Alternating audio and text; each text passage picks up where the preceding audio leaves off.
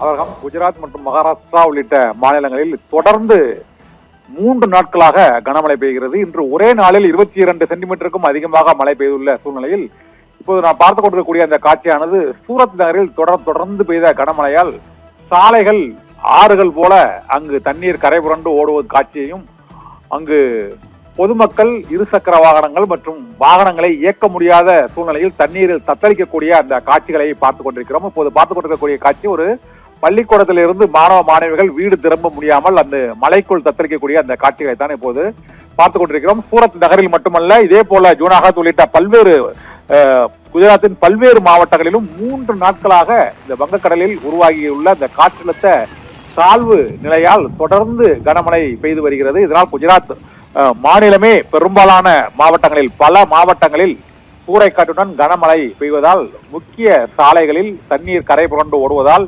வாகனங்கள் செல்ல முடியாமல் போக்குவரத்து துண்டிக்கப்பட்டு பல கிராமங்களுக்கு பல நகரங்களுக்கு இடையேயான போக்குவரத்து துண்டிக்கப்பட்டிருக்கிறது. மிக முக்கியமான வைரம் மற்றும் ஜவுளி வணிகத்தின் வணிக நகரமாக திகழும் இந்த சூரத் நகரிலேயே வெள்ளம் கரை புரண்டு ஓடுவதால் அங்கு வாகனங்களும் மக்களும் செல்ல முடியாத சூழ்நிலை ஏற்பட்டிருக்கிறது. இதே போல மும்பையிலும் மகாராஷ்டிரா மாநிலத்தில் மும்பையிலும் 4 மாவட்டங்களில் கனமழை பெய்து வருவதால் பல மாவட்டங்களில் பள்ளி கல்வி நிறுவனங்களுக்கு விடுமுறை அறிவிக்கப்பட்டிருக்கிறது. மும்பை புனே சாலையிலும் பல இடங்களில் சாலைகளில் போக்குவரத்து ஸ்தம்பித்து மூடப்பட்டிருக்கின்றன.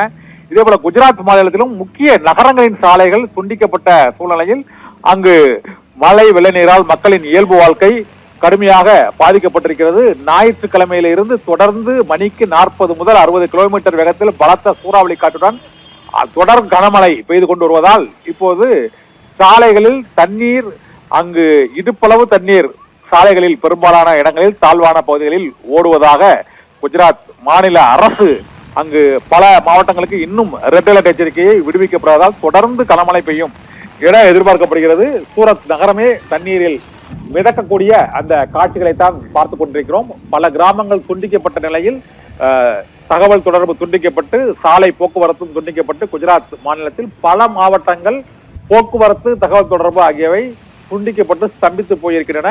இந்த கனமழை நேற்றிலிருந்து தொடர்ந்து 2 நாட்களாக பெய்து கொண்டிருக்கிறது. இது நாளையும் இந்த இரவும் கனமழை தொடரும் என வானிலை ஆய்வு மையம் மீண்டும் எச்சரிக்கை விடுத்திருப்பதால் மக்கள் பாதுகாப்பாக இருக்குமாறும் தாழ்வான பகுதிகளில் வசிப்போர் பாதுகாப்பான இடங்களில் அவர்கள் வெளியேற்றப்பட வேண்டும் என்றும் எச்சரிக்கை விடுக்கப்பட்டிருக்கிறது.